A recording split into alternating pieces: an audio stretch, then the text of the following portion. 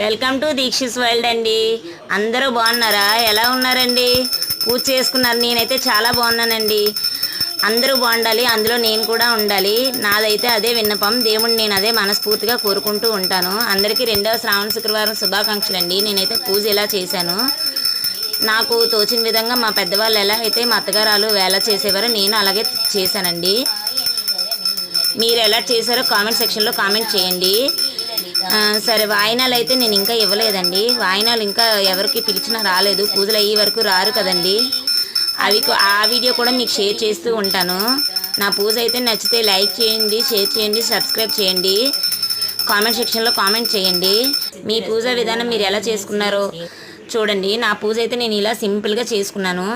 మా పెద్దవాళ్ళు ఎలా పెట్టేవారో నేను అన్నీ పెట్టానండి. అలాగే నాకు తోచిన విధంగా నేను ఇలా చేసుకున్నాను.